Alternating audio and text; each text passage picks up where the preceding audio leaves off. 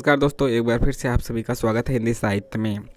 आज जो हम देखेंगे यह हम देख रहे हैं आपका दिसंबर 2022 का पेपर देखेंगे।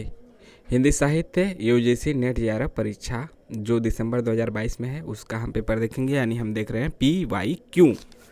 तो PYQ देख रहे हैं, यह क्वेश्चन है और 25-25 क्वेश्चन के रूप में यहाँ पे हम देखेंगे। जैसे क्वेश्चन है 2022-23 का हमें देखना बेहद ज़रूरी है, क्योंकि इसी के आधार पे पैटर्न बदला है। 2022 से ही आपका थोड़ा सा डीपेस्ट यानी डीप क्वेश्चन पूछना शुरू हुआ था।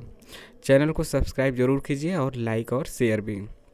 देखिए जो एक मिनट, ये जो दिया है ना सीरियल नंबर, हिंदी का कोड तो ऐसे होता है कितना, हिंदी का कोड होता है 20।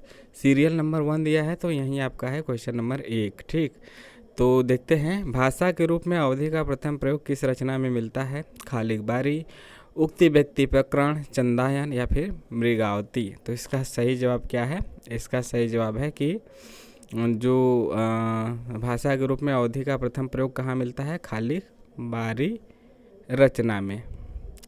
आगे देखते हैं क्वेश्चन नंबर 2, मतलब इस हिसाब से 2 जो क्वेश्चन आया था दिसंबर 2022 का, हम लोग यह पेपर हल कर रहे हैं। इससे पहले हम 2020 का देखें, 2021 का देखा हमने, फिर 2019 का देखा, यानी 2019, 20 और 21 क्रम से हमने इस प्रकार से देखा। पहले 20 का, 21 का, फिर 19 का। फिर बहुत से छात्रों के डिमांड पे कि पहले 2022-23 का करा लीजिए, फिर उसके बाद पुराना यानी 2018 वाला, फिर इसके बाद कराएंगे 2022 और 2023 का हो जाएगा। उसके बाद हम 2018 में जाएंगे। देखिए अगला क्वेश्चन है, प्रथम राजभाषा आयोग की स्थापना कब की गई?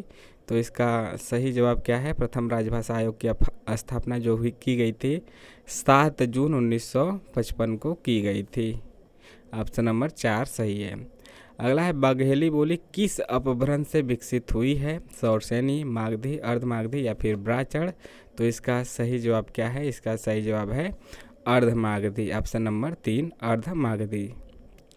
अगला क्वेश्चन नंबर है, स्पर्श संघर्षी, अगला मतलब कि चौथा यही आपका, स्पर्श संघर्षी व्यंजन ध्वनि कौन सी है? इसमें पहचानना है। ऑप्शन है स, य, न, झ। तो कौन सी है स्पर्श संघर्षी व्यंजन? तो इसका सही जवाब क्या हो जाएगा? ऑप्शन नंबर 4 झ। अगला क्वेश्चन है, हिंदी साहित्य का आलोचनात्मक इतिहास नामक ग्रंथ में किस काला अवधि का साहित्य इतिहास वर्णित है? हिंदी साहित्य का आलोचनात्मक इतिहास में, तो यह आपको बताना है। तो इसका सही मतलब ऑप्शन है 700 से 1400, 693 से 1693, इसके बाद है 1000 से 1600 या फिर 950 से 1700। तो इसका सही जवाब क्या हो जाएगा? इसका सही जवाब हो जाएगा ऑप्शन नंबर 2 693 से 1693। आगे देखते हैं अगला क्वेश्चन, क्वेश्चन नंबर 6 में आपको दिया है, पूछा है, देसिल बन्ना सब जन मिठा ते तैसन जम्पऊ अवहट्ठा किसने कहा? आचार्य देवसेन, गोरखनाथ, विद्यापति या फिर हेमचंद, किसने कहा? तो इसका सही जवाब क्या है? इसका सही जवाब है, यह कथन किसका है? यह ऑप्शन नंबर 3 विद्यापति का है। क्वेश्चन नंबर 7 देखते हैं, राधा के प्रेम संवेदन के माध्यम से जीवन को समझने का एक सफल प्रयत्न किस रचना में किया गया है? तो लोकायतन, आत्मजयी, संशय की एक रात या फिर कनुप्रिया। राधा के प्रेम संवेदन के माध्यम से जीवन को समझने का सफल प्रयत्न है, वह किसके माध्यम से किया गया है? तो इसका सही जवाब है कनुप्रिया। ठीक है, कनुप्रिया। और कनुप्रिया किसकी रचना है? धर्मवीर भारती की। आगे देखते हैं क्वेश्चन नंबर जो 8 है, अयोध्या सिंह उपाध्याय हरिऔध द्वारा रचित ठेठ हिंदी का ठाठ किस विधा की रचना है?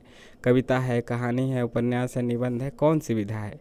तो इसका सही जवाब क्या हो जाएगा? ऑप्शन नंबर 3 उपन्यास। क्या? उपन्यास। अगला क्वेश्चन है आपका 9वां क्वेश्चन, चिट्ठिया हो तो हर कोई बाचे निम्न में किस साहित्यकार के पन्नों का संग्रह है? अज्ञे का, विद्यानिवास मिश्र का, रेणु का या फिर नागार्जुन का?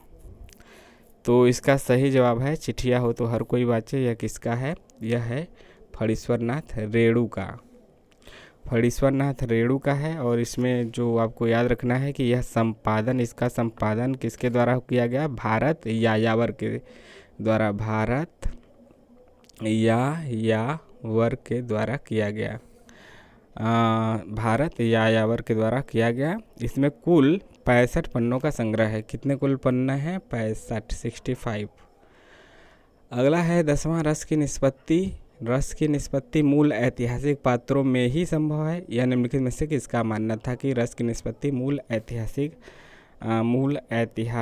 पात्रों में ही मूल ऐतिहासिक पात्रों से ही संभव है? कौन मानता है? भट्टलोलट, भट्टनायक, शंकुक या फिर अभिनवगुप्त। तो इसका सही जवाब क्या हो जाएगा? Option number A, Bhattalollata, Bhattalollata. ठीक है, अगला क्वेश्चन देखते हैं। अगला क्वेश्चन है आपका क्वेश्चन नंबर 11। आचार्य क्षेमेंद्र ने काव्य के सूक्ष्म अवयव से लेकर, जो सूक्ष्म अवयव हैं से लेकर उसके विशालतम रूप को ध्यान में रखते हुए औचित्य के कितने भेद निर्धारित किए हैं? तो ऑप्शन है 20, 26, 28 और 27। तो इसका सही जवाब क्या है कि देखिए, इसमें 27 भी आता है, 28 भी आता है। जो रिवाइज किया आया था तो इसका आंसर 27 बताया गया था। तो जो आपका निशा अग्रवाल का बुक है उसमें भी 27 दिया है, लेकिन जो गणपति चंद्र गुप्त है उनके अनुसार कितने हैं? 28 हैं। 28 अवयव हैं। काव्य के सूक्ष्मातिस्म अवयव की बात की जाए तो कितने हैं? 28। तो 28, 27 दोनों है। पहले इसे 28 माना गया था, फिर रिवाइज की में 27 माना गया। मतलब तो 27 मान के चलिए अभी तक आयोग के द्वारा, NTA तो यही अभी तक मानता है, जो पिछली बार माना था। मूल धातु से संबंधित वक्रता को क्या कहा जाता है? तो मूल धातु से संबंधित वक्रता को क्या कहा जाता है? ऑप्शन आपके सामने है। वर्ण विन्यास वक्रता, पद पूर्वार्ध वक्रता, पद परार्ध वक्रता या फिर वाक्य वक्रता। तो इसका सही जवाब क्या हो जाएगा? ऑप्शन नंबर बी, पद पूर्वार्ध वक्रता, ऑप्शन नंबर 2। अगला है क्वेश्चन 13वां, लिरिकल बैलेट्स, जो कि 1978 की रचना है, किन दो कवियों की कविताओं का संग्रह है? प्लेटो और अरस्तु, वर्ड्सवर्थ और कॉलरिज, इलियट और रिचर्डसन, क्रोचे और मैथ्यू अर्नोल्ड। तो इसका सही जवाब क्या हो जाएगा? इसका सही जवाब हो जाएगा वर्ड्सवर्थ और कॉलरिज, यानी कि ऑप्शन नंबर बी। अगला है क्वेश्चन नंबर 14 है, किसी भाषा का साहित्य में व्यवहार न होना इस बात का प्रमाण नहीं है कि उस भाषा का अस्तित्व ही नहीं था। यह कथन किस लेखक का है? तो इसका सही जवाब आपके सामने है। ऑप्शन रामकुमार वर्मा, रामचंद्र शुक्ल, धीरेन्द्र वर्मा या फिर मिश्र बंधु। तो किसी भाषा का साहित्य में व्यवहार न होना इस बात का प्रमाण नहीं है कि उस भाषा का अस्तित्व नहीं है। यह हमारे आलोचक रामचंद्र शुक्ल जी का मानना है, यानी option number B, Shukla ji. अगला क्वेश्चन नंबर 15 है, एशिया के हरे भरे धर्म जैसे ही पश्चिमी विज्ञान की वास्तविकताओं के संपर्क में लाए जाते हैं, सूखी लकड़ियों का ढेर मात्र रह जाते हैं। क्या है? एशिया के हरे भरे धर्म जैसे ही पश्चिमी विज्ञान की वास्तविकताओं के संपर्क में लाए जाते हैं, सूखी लकड़ियों का ढेर मात्र रह जाते हैं। यह कथन किस अंग्रेज अधिकारी का है? तो बताना है मैकाले का, विलियम जोन्स का, कैनिंग का या फिर हंटर का। तो यह किसका है? इसका सही जवाब क्या है? इसका सही जवाब ऑप्शन नंबर 4 है, हंटर का है। क्वेश्चन नंबर 16 है, वैज्ञानिक ज्ञान और आख्यान में विरोध और द्वंद्व संबंध पर किस चिंतक ने विचार किया है? हैबरमास, लियोतार्ड, ग्वात्री या फिर मदन स्वरूप। तो इसका सही जवाब क्या है? Option number 2, लियोतार्ड। अगला क्वेश्चन 17 है, उदन वार्तन को प्रकाश में लाने का श्रेय निम्नलिखित में से किस विद्वान को दिया जाता है? राधा कृष्णदास, ब्रजेंद्र नाथ बंदोपाध्याय, नारायण दत्त, भगवती चरण चट्टोपाध्याय। तो इसका सही जवाब क्या हो जाएगा? ब्रजेंद्र नाथ बंदोपाध्याय, ब्रजेंद्र नाथ बंदोपाध्याय। क्वेश्चन 18 है, चौसरिया के खेल मेरे जुग मिलन की आस, नर्द अकेली रह गई रे, नहीं जीवन की आस हो। कबीर की इस पंक्ति में नर्द मतलब ऐसा पूछा जाता है, कोई भी पंक्ति दे देगा, उसमें से कोई शब्द उठा के दे देगा कि इस शब्द का क्या अर्थ है, या फिर पूछ देगा कि यह पंक्ति किसकी है। तो नर्द का क्या अर्थ है? नंद, आत्मा, गोटी, खिलाड़ी। तो इसका सही जवाब क्या हो जाएगा? नर्द का अर्थ होता है ऑप्शन नंबर 3 में जो दिया है ना, गोटी, यही इसका सही आंसर है। अगला क्वेश्चन नंबर 19 है, अंधेरे में कविता में काव्यवाचक किसे पिता पिता ओ कहकर संबोधित करता है? टॉलस्टॉय को, गांधी जी को, सिरफिरा पागल को या फिर तिलक को? तो इसका सही जवाब क्या है? ऑप्शन नंबर 4 इसका सही जवाब है, यानी कि तिलक को वह क्या कहता है? पिता ओ। तिलक, याद रखिए, ऑप्शन नंबर 4। क्वेश्चन 20 है, अन्याय जिधर है उधर है शक्ति। राम की शक्ति पूजा का यह संवाद किसने किससे कहा है? राम ने विभीषण से, राम ने हनुमान से, राम ने सुग्रीव से, राम ने लक्ष्मण से? तो इसका सही जवाब क्या हो जाएगा? राम ने विभीषण से कहा है, ऑप्शन नंबर ए, राम ने विभीषण से यह पंक्ति कही है। अगला है 21वां, नैन चुहै जस महवट नीरू नागमती वियोग खंड की इस पंक्ति में महावट का क्या अर्थ है? महावत, महकतावट, माघ की झड़ी या फिर महावट? तो इसका सही जवाब क्या हो जाएगा? यानी कि माघ की झड़ी। महावट का मतलब हो जाएगा ऑप्शन नंबर 3, माघ की झड़ी।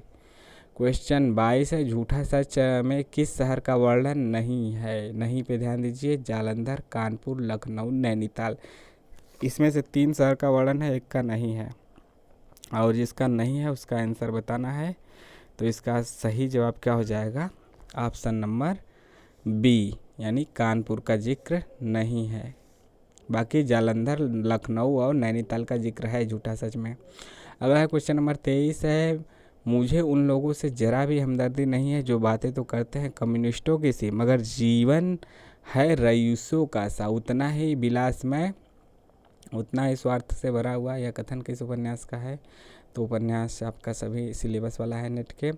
झूठा सच, गोदान, महिला अचल या फिर जिंदगी नामा? तो यह किसका पंक्ति है? यह पंक्ति आपका है, यह पंक्ति गोदान का है। और एक बात और, गोदान से हर बार क्वेश्चन आता है, पंक्ति के रूप में, पात्रों के रूप में गोदान से क्वेश्चन तो फिक्स ही रहता है। अगला क्वेश्चन है आपका 24, उपन्यास जो वाल्मीकि की आत्मकथा के कथा मुख्य यानी प्रस्तावना वक्तव्य है, उसके अनुसार मिस कैथराइन किस राष्ट्र की निवासी थी? मिस कैथराइन किस राष्ट्र की निवासी थी? स्वीडन की, इटली की, बेल्जियम की या फिर ऑस्ट्रिया की? तो इसका सही जवाब है ऑस्ट्रिया की। और याद रखिए कि मिस कैथराइन किस में आई थी? वाल्मीकि की आत्मकथा में। ठीक है, यह भी पूछा जा सकता है कि किस में आया था। अगला आखिरी क्वेश्चन नंबर 25 है, किस उपन्यास में पारंपरिक गीतों के साथ ही बाबा फरीद, शाह लतीफ़ और बुल्ले शाह की कविताओं का बहुतायत से प्रयोग किया गया है? तो इसका सही जवाब क्या हो जाएगा? किस उपन्यास में किया गया है? देखिए सभी के सभी यहाँ पे नेट के सिलेबस में है। ऑप्शन है तमस, झूठा सच, जिंदगी नामा या फिर शेखर एक जीवनी। तो देखिए अब पंजाब के पृष्ठभूमि से था, शाह लतीफ़, बाबा फरीद, बुल्ले शाह, या थोड़ा नाम भी वैसा लग रहा है। तो यहाँ पे सही जवाब क्या है? जिंदगी नामा। क्या है इसका सही आंसर? जिंदगी नामा इसका सही आंसर है। तो आज हमने कितना क्वेश्चन किया? 25 क्वेश्चन। आपको कैसा लगा ज़रूर कमेंट के माध्यम से बताइए, और आगे फिर प्रयास किया जाएगा कि 50-50 क्वेश्चन एक साथ किया जाए। फिलहाल के लिए 25 क्वेश्चन ही हमने यहाँ पे किया है। कमेंट में ज़रूर बताइए कैसा लगा, और आपके जो भी सवाल हैं, सुझाव हैं, वो कमेंट करके बता सकते हैं। टेलीग्राम का लिंक भी है डिस्क्रिप्शन बॉक्स में, वहाँ पे क्लिक करके टेलीग्राम से भी जुड़ सकते हैं, जहाँ पे आपको PDF और विभिन्न आप अपने क्वेश्चन भी पूछ सकते हैं। PDF वहाँ पे देख भी सकते हैं। चैनल को सब्सक्राइब जरूर कीजिए। मिलते हैं नेक्स्ट वीडियो में। जय हिंद, जय भारत।